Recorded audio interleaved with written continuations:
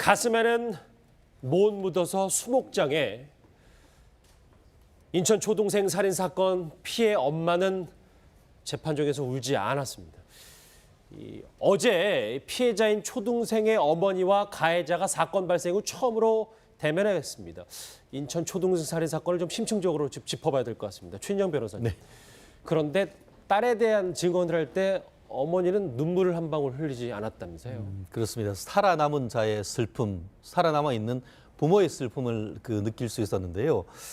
주먹을 꼭 쥐는 그런 어떤 극도의 자제력 속에서 저는 개인적으로 정말 극단적인 아픔을 좀 느낄 수 있었습니다. 실제로 처음부터 끝까지 정말 담담하게 좀 말을 좀 힘들 때는 주머니에 이제 손에 손수건을 들었다고 합니다. 근데 끝내 이 손수건을 눈에 가지고 가지 않았을 정도로 끝까지 했는데 그 반면에 바로 1, 2m 앞에 있던 그 피고인 같은 경우에는 잘못했습니다라고 하면서 2번 정도 소리를 질렀고 끝내는 이제 크게 울었다라고 얘기를 하는데 그 울음이 과연 참회와 회개의 눈물인지 아니면은 악어의 눈물인지에 대해서 상당 부분 지금 전문가들이 지금 설왕설래를 하고 있습니다만 저도 이제 그 신문에 실린 이 엄마의 그 진술의 전문을 읽어봤는데 저 또한 그 딸을 둔 아빠로서 정말 눈물을 안 흘릴 수가 없었습니다.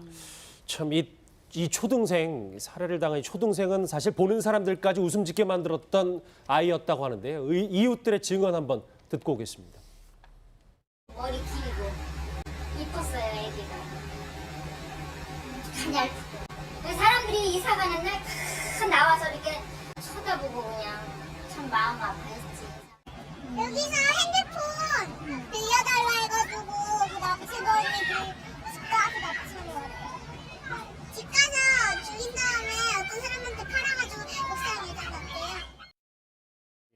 네, 어제 실제로 취재를 위해 법정에 갔던 기자들까지도 눈물바다였다고 하는데 실제로 이 어머니께서 생전에 스마트폰을 사주지 못한 것에 대해서 굉장히 자책을 했다 이런 얘기가 있더라고요. 맞습니다. 이 피해자 어린이는요, 이 김양에게 핸드폰 좀 빌려줄 수 있냐라고 물어보면서 접근을 했고 그렇기 때문에 범행에 당하게 된 건데요. 그를 두고 이 어머니는 원래 휴대폰을 사놨는데도 이 딸에게 주지 않았었다. 스마트폰이 애들에게 안 좋다기에 최대한 나중에 주려고 했기 때문이다. 이렇게 진술을 했습니다.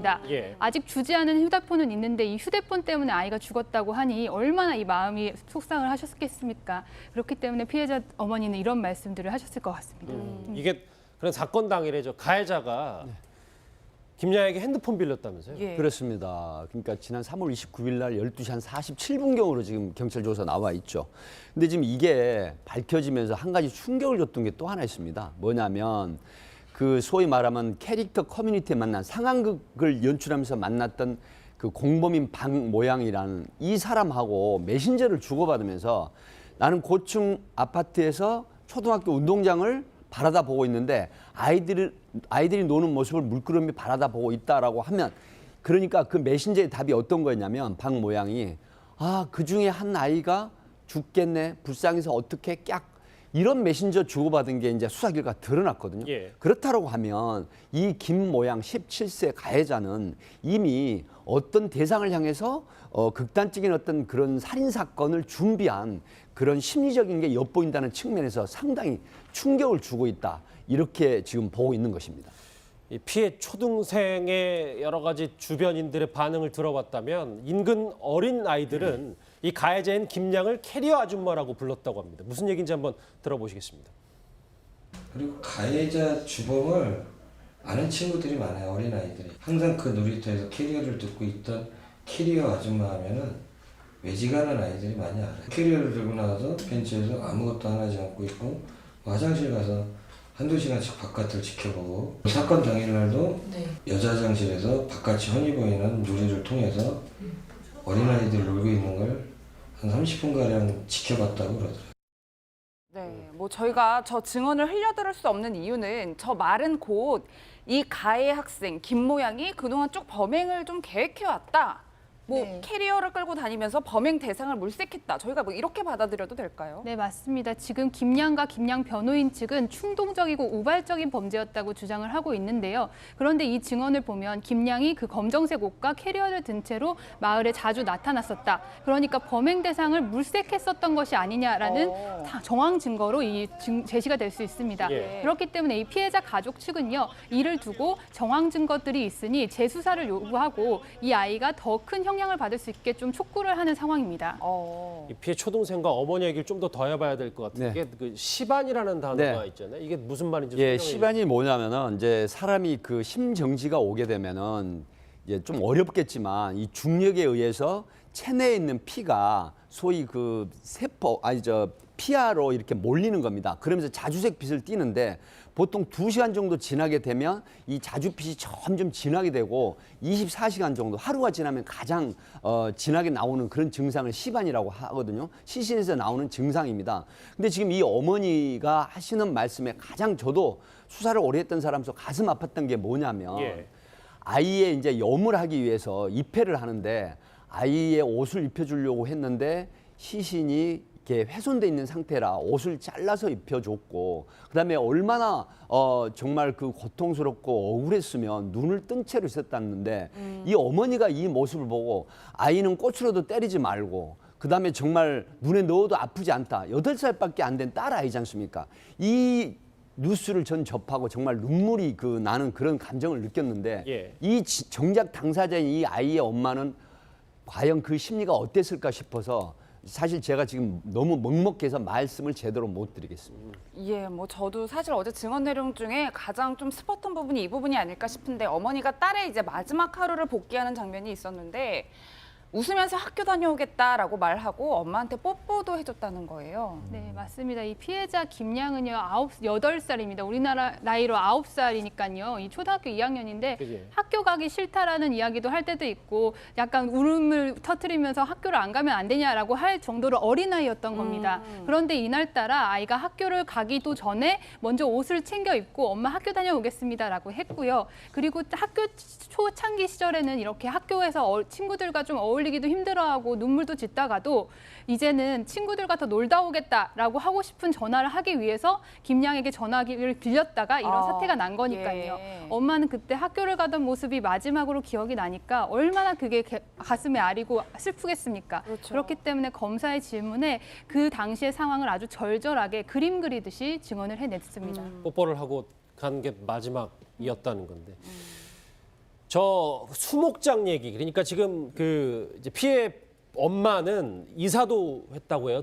그 공간에서 숨을 쉴 수가 없어서 우리 최 변호사님 저 수목장 얘기가 나왔는데 저 얘기는 뭔지요? 그렇습니다. 우리가 보통 이제 장사를 한다라고 하면은 시신을 묻는 매장하고 시신을 불태우는 화장을 생각을 하는데 최근에는 그것과 조금 더 나아간 형태로 수목장이라는 걸 하는데 자연장이라고 합니다. 뭐냐 하면은 기본적으로 화장을 해서 뼈와 그 골분을 보통 화장은 이렇게 단지에 놓지 않습니까? 그런데 그렇게 하지 않고 이 나무 밑에 이렇게 뼈가루를 묻는 그와 같은 것인데 그래서 최근에 있는 장사에 관한 법률 같은 경우에도 수목장이라고도 하고 그것을 자연장이라고 합니다. 이것 같은 경우에도 보면은 이 범행한 이후에 시신을 심각하게 훼손을 했습니다. 그렇기 때문에 매장을 하지 않고 화장을 하는데 화장을 해놓고 또 이 골분을 있는 납골당에 해놓으면 또 부모로서도 마음이 너무 아프잖아요. 네. 그렇다 보니까 자연으로 돌아가서 편히 쉬거라 하는 취지에서 이 나무 밑에 골분을 묻어주는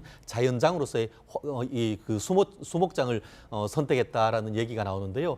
좀 더 정말 마음을 숙연해지는 그런 상황이 아닌가 싶습니다. 예, 뭐 실제로 저희가 자식을 먼저 보낸 부모의 마음을 어찌 헤아릴 수 있겠느냐마는 지금 그 해당 동네에서 살기가 힘들어서 뭐 이사까지 갔다 이런 얘기들도 나오고 있어요. 네, 맞습니다. 저희가 현장 취재를 해보니까요. 그 피해자와 가해자 집이 거의 떨어지지 않은 두 아파트 단지 내 두 동입니다. 예. 그렇기 때문에 지금 두 집 다 비어져 있는 상태이고요. 아 그래요? 네, 이 피해자와 가해자가 둘 다 이사를 갔는데 피해자 측은 어쩔 수 없이 그러니까 모두 다 피해자 가족들을 알기 때문에 그들만 보면은 혀를 차고 안타까워하고 그리고 그 사건 현장이 그 피해자가 살던 집과 너무 가깝지 않습니까? 그렇기 때문에 도망치듯이 이사를 갔다고 하고요. 이 피해자가 이사를 가던 날은 피해자 가족이 이사를 가던 날은 동네 주민들이 다 나와서 다 위로를 해주고 서로 안타까워하는 마음에 같이 눈물을 흘렸다고 합니다. 예. 반면 이 가해자 집은 지금 비어져 있는 상태인데요. 가해자 가족들은 그 이사를 갈 때 밤에 아주 도망치듯이 이사를 갔다고 하고요. 이 가해자 부모들이 이사를 가는 상황에는 다른 주민들이 따로 잠복까지 해서 차를 몰고 그 가해자 부모들이 어디로 이사를 가는지까지 알아내서 그 지역에도 알리겠다라는 협박까지 했다고 해요. 예. 그 정도로 그 지역 주민들이 상당히 분노하고 있고 어떻게 우리 마을에 이런 일이 있을 수 있냐며 이렇게 크게 분노하고 있는 모습을 볼 수 있었습니다. 두 집 다 일단 이사는 다 했군요. 지금까지 이제 피해 아이와 엄마 얘기를 좀 중점적으로 해봤다면 이제 가해자인 김보영 얘기를 좀 해봐야 될 것 같습니다. 어제 재판정에 참석했던 방청인들은 김양에 대해서 의외의 말 한마디를 했습니다. 주변 사람 증언 한번 같이 들어보시죠. 제가 봤을 때는 전혀 뉘우치는 기색이나 그다음에 그 아이로서의 모습이 너무 보이지 않는 거예요. 떨림도 없고 항상 차분하고 표정의 변화가 없었어요. 아이들로부터 나온 얘기는 좀 엎드려 자면서 코를 걸고 잤다고 그러고 수업에 방해해서 혼돈하고. 네, 뭐 증언들을 좀 종합해 보면 공통되는 점이 이건 것 같아요. 네. 김양이 죄책감이 별로 없는 것 같다, 죄의식을 못 느끼는 것 같다 이런 얘기인 것 같아요. 그렇습니다. 지금 그 같은 구치소에서 나온 그 증인이 또 증언을 한 부분이 지금 화제가 되고 있는데요. 그 너가 가해자이고 피해자에게 사과를 해야 되지 않느냐라는 이야기를 했다고 합니다. 그랬더니 나도 지금 힘든데 내가 왜 그 사람들에게 미안하다는 표현을 해야 되냐, 사과할 필요 없다라고 하는데 지금 전문가들 얘기가 굉장히 많이 나오고 있습니다. 이 김양이 주장했던 부분은 조현병이 있었다. 그다음에 아스퍼거 증후군이 있었다. 또 하나는 이중인격 내지는 다중인격이 있었다라고 주장을 했었거든요. 그런데 문제는 지금 프로파일링 기법이나 아니면 또 이런 게 있습니다. 그 PCL-R이라는 사이코패스의 그 테스트 이제 중점 항목이 있는데 보통 미성년자, 그러니까 소년범에 대해서는 이 조사를 사실 하지 않습니다. 하지만 그럼에도 불구하고 지금까지 두 가지 유형을 이렇게 보면 피해자의 고통이나 슬픔, 감정이입이 전혀 없어요. 그리고 상대방에 대한 부분은 나의 도구로 사용하는 이런 형태가 사이코패스나 소시오패스 기질이 나오는 거거든요. 그래서 경찰도 프로파일링 기법의 분석을 해본 결과 상당히 조현병이라든가 아스퍼거 증후군 내지는 이런 다중인격보다는 사이코패스 기질이 상당히 있다라는 이런 측면이 지금 수사 보고서에도 들어가 있는 걸로 알려지고 있습니다. 그 정도까지는 저희가 알고 있었음에도 제가 어제 이 얘기를 들으니까 너무 깜짝 놀래가지고 저 말은 뭐냐면 형량이 5년에서 10년이나 들었다면 콧노를 하더라라는 게 이제 전 구치소 동료의 증언입니다. 김유림 기자. 네. 어떻게 느꼈어요? 취재할 때 저 말. 저 사실 구치소 동료가 그 인터넷에 글을 올렸을 때만 해도 이런 일이 정말 있었을까 싶은 마음이 들었는데 예. 실제 어제 재판에 나와서 증언을 하는 걸 보니까요. 이 구치소 동료도 같이 구치소에 있는 사람인데도 얼마나 화가 났으니까 이렇게 증언까지 했겠습니까? 심지어 검사가 잘생겼다며 재판 검찰 조사를 받으러 가는데 머리 손질을 하더라. 황당하네요. 그리고 예. 네. 그리고 수감 중에 벚꽃 구경을 못 가서 너무 슬프다라는 이야기를 그 심리 검사하는 그 교수에게 얘기를 하고요. 예. 심지어 검찰에게는 이 공범에게 기습 뽀뽀를 당했고 계약연애 사이였다. 그렇기 때문에 이런 일을 한 거다라는 부끄러울 수도 있지만 이런 정황들을 계속해서 해낸다는 것. 이건 어떻게 보면은 본인이 심신미약이고 정신적인 문제가 있다라는 걸 강조하기 위해서인가라고 생각이 들 정도로 이상한 부분이라고 생각합니다.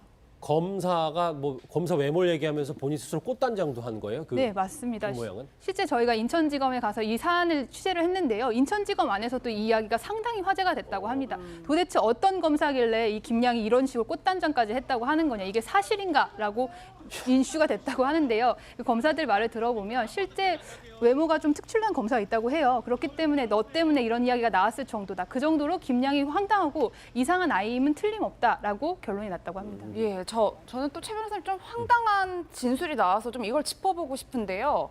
이 공범과 이 주범의 관계가 뭐 계약 연애하는 관계였다. 뭐 이런 진술도 나왔다는 거예요. 그렇습니다. 어제 어떤 그 얘기 맥락에서 그와 같은 일이 있었냐 하면은 이 공범한테 대해서 이 주범이 갑자기 기습 뽀뽀를 했다. 이런 내용이 있어서 그것이 어떤 맥락이냐. 결국 그 주범과 공범 사이에 어떤 역할을 했느냐. 이 부분을 밝히기 위해서 그 둘의 관계가 문제가 됐는데요. 예. 아시다시피 그 중고등학교 그 어린 그 여학생들 사이에는 경우에 따라서는 약간의 어떤 그런 동성애적 성향이 없진 않습니다. 근데 이것이 그와 같은 어떤 동성애적인 발현인 건지 아니면은 아시다시피 이 둘 같은 경우에는 이 캐릭터 커뮤니티에서 사실 여기에서는 마피아 역할에서 그 공범은 중간 보스 그리고 이 그 실제 했는 친구는 이 행동 대장으로 해서 했던 친구들입니다. 커뮤니티가 끝나고 난 다음에도 예. 인터넷에서 계속 그와 같은 비슷한 계약 관계를 유지를 했는데 지금 공범 같은 경우는 그걸 부인하고 있습니다만 지금 주범 같은 경우에는 그 부분에 대해서 둘의 관계에 대해서 명확한 답은 하진 않았기 때문에 이 둘의 관계에 대해서도 여전히 미스테리다 이런 상황인 것 같습니다. 이 주범과 공범 두 사람 사이에는 이해하기 어려운 부분이 참 많아서 저희가 심리 전문가에게 직접 이 얘기를 물어봤습니다. 굉장한 호기심이 있는 거예요. 이 학생들이. 그렇기 때문에 살인도 일정 부분 사람을 죽이면 어떻게 될까? 어떤 모습이 될까?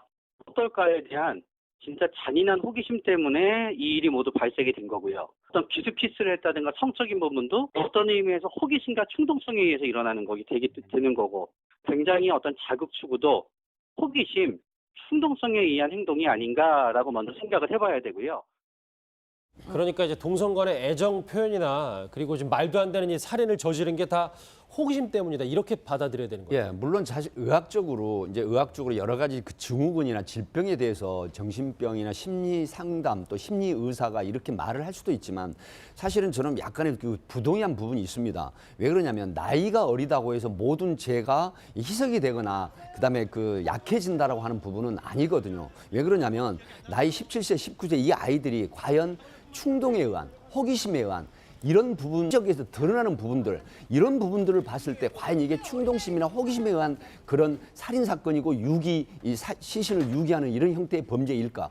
더군다나 박모양 같은 경우에는 마치 그 문자 메시지를 보면은 사람을 살해해도 되겠다. 그다음에 한 아이가 희생이 되면 불쌍하면 어때? 이런 부분들 그리고 그 시신의 일부를 받아서 지하철역에서 받아서 다른 곳에 유기한 이런 부분들 과연 그리고 김양은 사실 어떻게 했습니까?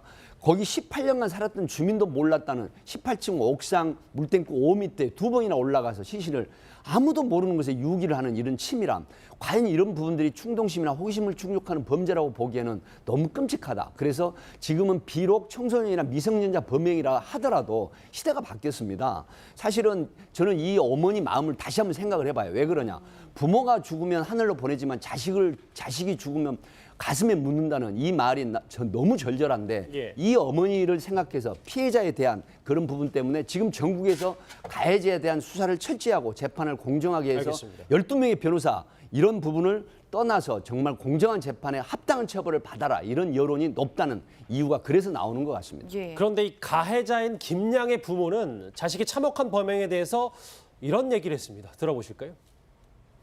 맨날 울고 이제 좀 정신 차려 반성하고 있는 것 같아요. 처음에는 제정신이 아니더니 다 거짓말이에요. 분명히 어식해놓고 얼마나 동물이 이뻐하는데 제가 해봤자 집에 놓질 않아요.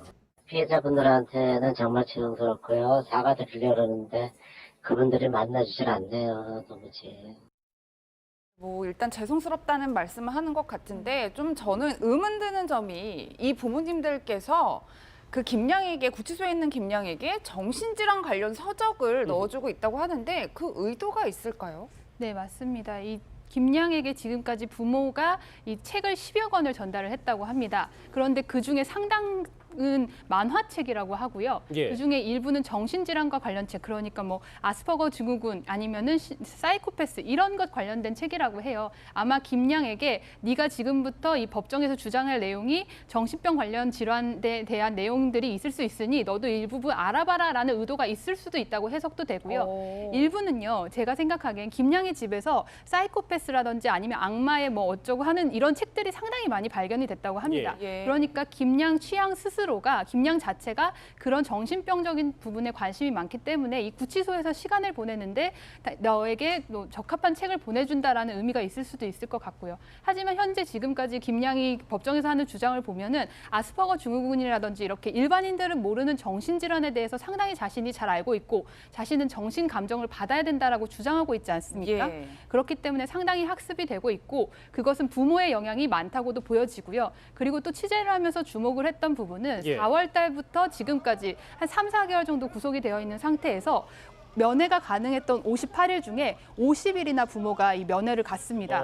그 정도로 이 김양의 형량을 유리하게 하기 위해서 부모가 상당히 노력을 하고 있다라는 정황 증거로 볼 수 있을 것 같습니다. 김윤희 기자가 이걸 쭉 취재했는데 뭐 여러 가지 질문들을 핵심 포인트는 다 짚어봤지만 좀 못다한 얘기라든지 좀 이 취재하면서 어떤 생각이 들었는지 간단하게 말씀을 좀 해주시면 됩니다. 네, 이 김양은요 사실 왜 이 어리고 이 약한 9살의 소녀를 범행 대상으로 삼았나 이 부분에 저희는 가장 집중을 했습니다. 김양은 어떻게 보면 6, 7년 동안 정신질환을 앓아왔고 우울증을 겪었고요. 그리고 가정 안에서 자신의 안정성을 느끼지 못했던 것 같아요. 그렇기 때문에 캐리어를 들고 초등생들을 바라보면서 해맑고 티 없는 아이들을 보면서 일종의 시기와 질투 그리고 나에게 없는 천진난만함들을 느꼈기 때문에 약한 존재를 공격한 것 아닌가라고 저희가 취재를 하는 과정에서 프로파일러들이 공통적으로 지적을 했습니다. 그렇기 때문에 저희가 이 김양의 가족에 대해서 취재를 하는데 집중을 했고 이 가족들은 상당히 조금 유복하다라고 볼 수도 있을 정도로 안정돼 있는 가정